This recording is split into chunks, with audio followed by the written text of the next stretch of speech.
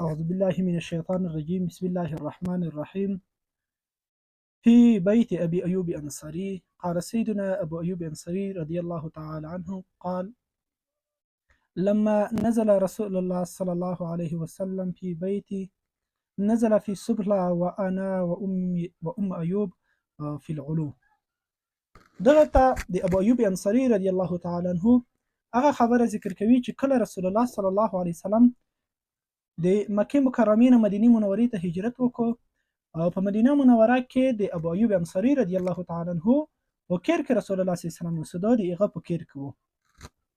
نو دغه د ابو ایوب انصاري رضی الله تعالی عنه خبره دلته ذکر کوي. ابو ایوب انصاري رضی الله تعالی عنه فرمایي وی نبی علیه الصلاه والسلام چې کله د مو کیر ته راغی نو رسول الله صلی الله علیه وسلم د مو د کیر په هغه لوند چت کې اوسېده او زه په بره چت کې اوسېدم. نو بیا ابو ایوب انصاري رضی الله تعالی عنه دغه واقعه مکمل وګدا ذکر کوي، خو لیکن دلته یو خبره ته نیمه او تاسو فکر وي.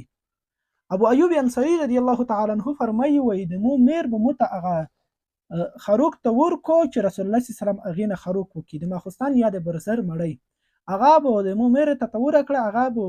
لنده مړی به ورته جوړه کړه، رسول الله صلی الله علیه وسلم ته به مر ولېږله. کله به چې رسول الله صلی الله علیه وسلم هغې نه خروق وکړو نو بیرته به چې د میک کیر ته هغه کاسه روړل شوه،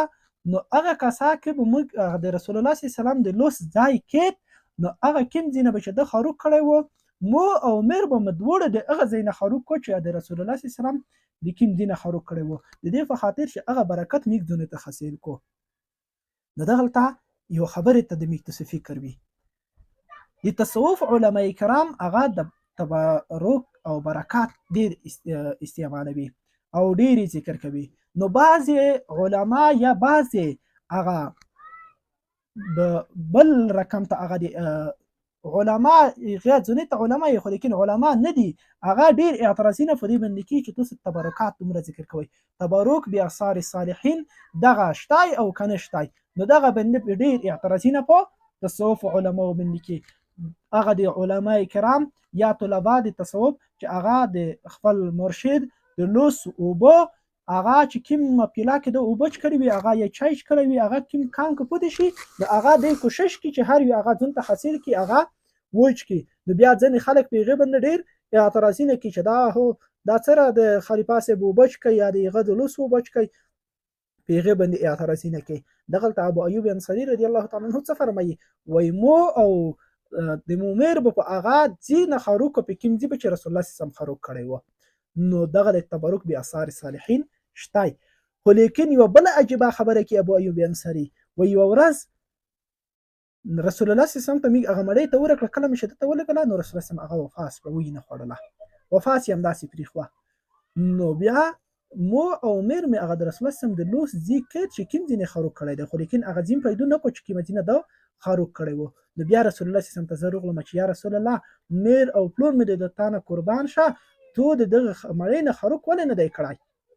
مو او میر مې هغه د تو د لوس ځای کې چې د هغه ځای نه مې خروق وکړو، خو د تو د لوس نښه په دې کاسه کې نشته چې تو د هغه ځای نه خروق کړی وي. نو رسول الله صلی الله علیه وسلم ورته وویل په دې کې یو بدبویي چې هغه د فیض یا د ویږې هغه بدبویي دوکې او هغه بدبویي زه نه خورم، د هغې سره مړۍ زه نه خورم، نو ځکه مو دغه مړۍ پرېښي دو، خو لیکن ته یې وخوره ځکه چې پخه شوې ویږه هغه خوړل یې صحیح دي، اما زه چې یم زه دغه وانا رجل اناجي زه هغه کس یم چې زه